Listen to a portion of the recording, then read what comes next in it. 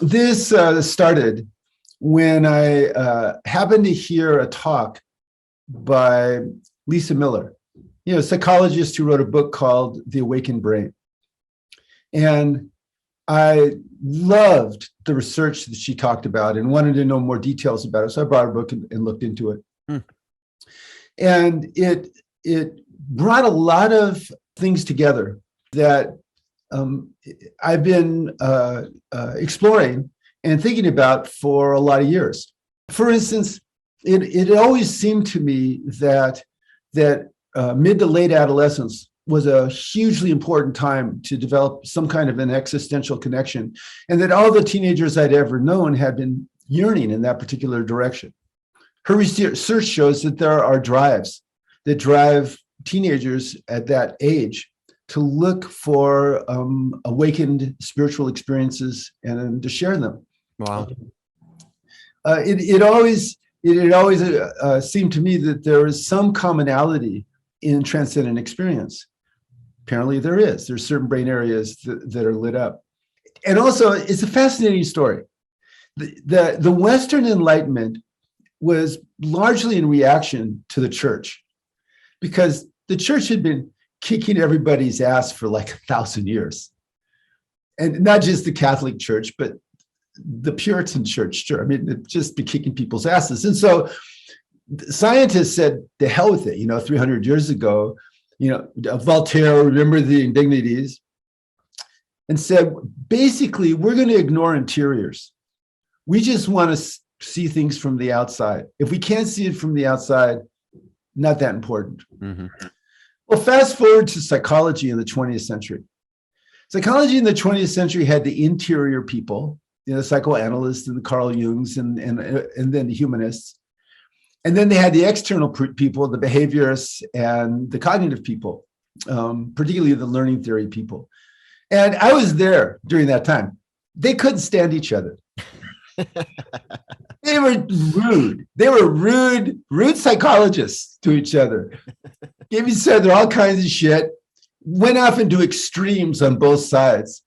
The extreme behaviorism is, super tight clothes and a coat, tie, and talking about having to condition somebody away from his transvestite energies by, okay, just yuck. I mean, talk about neo-Nazis. And then the humanist extreme was, well, we're going to have a conference, and the first workshop is going to be how we can all pick each other up for gratuitous sex. All right. It was like, whoa, okay. So that was the way it was going. But scientists, wanted to research increasingly interiors. Interiors exist. And Lisa Miller, God bless her, in the 90s said, I'm going to do that. I'm going to research it. And she researched it epidemiologically, looking at stats. And she researched it with brain imaging. And she found some very validating material and really useful material for all of us. And let me just kind of lay out some of her research and some of her findings. First of all of us are alarmed by the fact that there's 4 to 8 times as much depression, anxiety, suicide, drug addiction, in teenagers and young adults, less resilience, more narcissism, more general unhappiness. Biggest causes of death are suicide, accidents, and drug overdoses. Declining empathy, declining meaning. All that stuff. Yeah. And she's a college professor. She teaches at Yale, I think. And didn't make any sense to her. And so she started looking at exploring this, at looking at epidemiological data about how people are doing, but also, do they have a felt sense of spiritual connectedness? Mm-hmm. You ask somebody that, do you have a felt sense of connectedness to something larger than yourself? And do you have people that you share that with? And people are pretty accurate about describing that. So then she put people in scanners and wanted to look at their brains while they were having spiritually charged experiences. And she was very clever about that. She had people read narratives of a negative experience, a neutral experience, and a spiritually transcendent experience into a recorder, and had them played back to them when they were in the scanners. And she had 40 subjects, all 40 of them, when they got to the point where they had that moment of spiritual awakening, 4 areas in their brains all started working synergistically with all 40 of them. You do not find that kind of an effect unless you're dealing with an instinctual capacity. That's not learned. You don't have 40 people have exactly the same areas light up unless there's a genetic capacity. And so she began to put all this stuff together. So first of all, people that had a felt sense of spirituality, say our 22 or 23-year-old, they were twice as likely to have had a major depression in the previous 10 years, but they were 80% less likely to have a future depression. They were 65% less likely to have a committed suicide. They were 80% less likely to become addicted to something. 80% less likely to become addicted to something. So having a felt sense of spirituality was protective of these scourges of young adults. And even more, it seemed like the same circuits. She had subjects who had parents or grandparents who had suffered major depression, leading them biologically more likely to have major depression. So those subjects had thinner cerebral cortexes than other people, probably associated with some physiological capacity for depression, unless they had a felt sense of spirituality. Then their cortexes were thicker than other people's, particularly around in the parietal area, the parts of the brain associated with feeling connected or disconnected with other people. And so all this data together led to the conclusions that all people are wired to crave a spiritually awakened experience. We have different motivation systems in our brain. We have a wanting system that causes us to pursue things. It's a dopamine system. We have a liking system that's more of an opiate system that causes us to go, that's yummy. We have a learning system. People want and like spiritual awakening, and also they crave sharing it with other people. And that instinct, that urge to have a spiritual awakened experience doubles in intensity in late adolescence, suggesting a critical period. Now, this makes sense. That's the period where we're the strongest physiologically and the most aggressive. And here we have this instinctual desire to be connected to something larger than ourselves and be in community doing that with other people. Exciting, amazing stuff.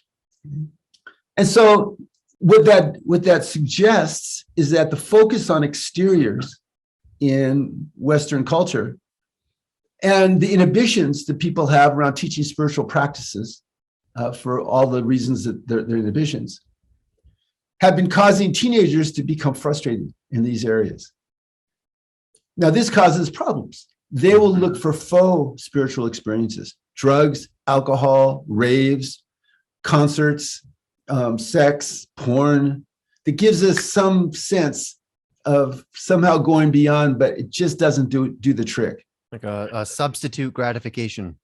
Yeah, there's a saying in the addiction literature: it's hard to get enough of something that almost works. Not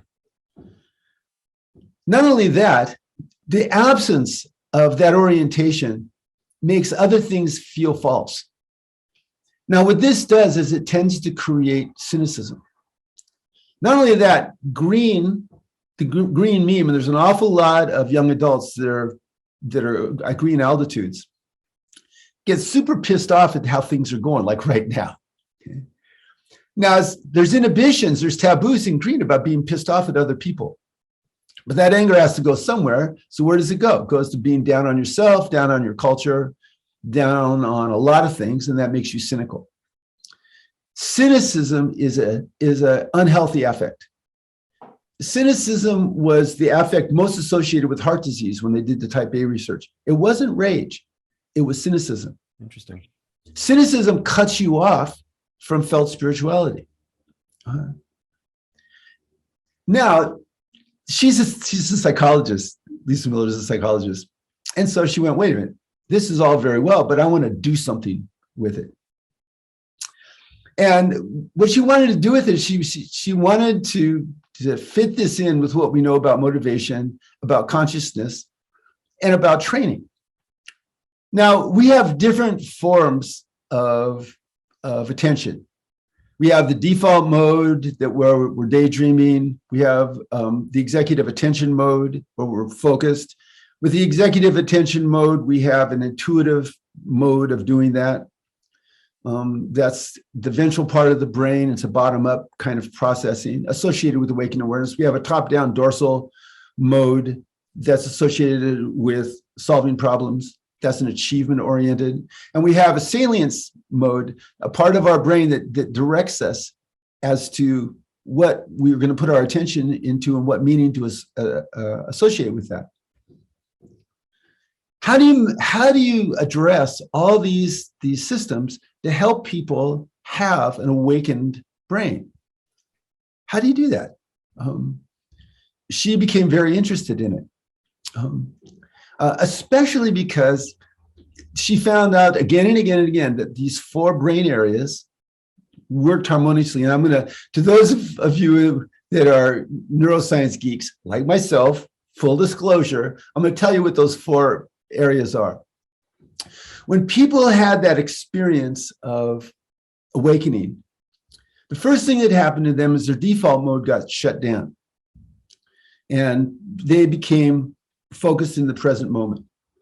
With a heavy activation of that bottom-up ventral intuitive network. Okay. A second thing that happened is the frontotemporal area of their brain, this part of their brain, associated with secure attachment, lit up. People felt securely attached under those circumstances. And the parietal area of their brain, which is associated with feeling separate from other people, began to flicker so that people were simultaneously feeling separate, but they were also feeling a sense of connectedness. So you had these 4 things happening.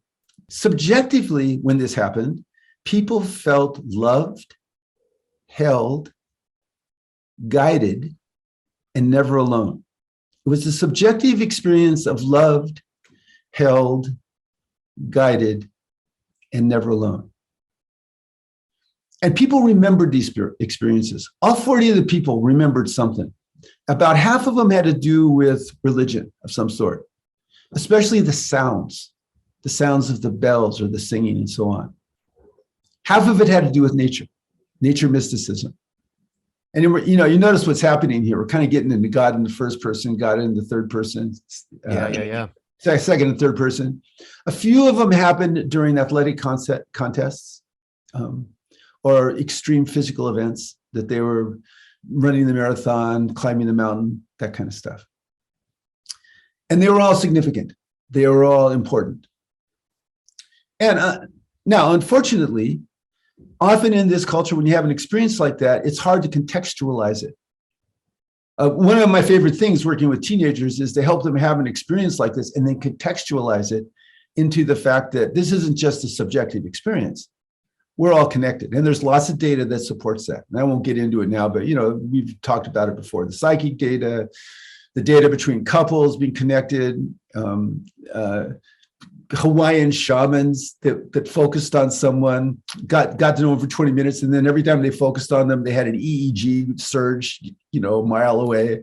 I mean, all that kind of stuff. These 4 areas lit up, and like any other set of neural networks, the more you practice it, the more robust those networks get. Working in harness with each other.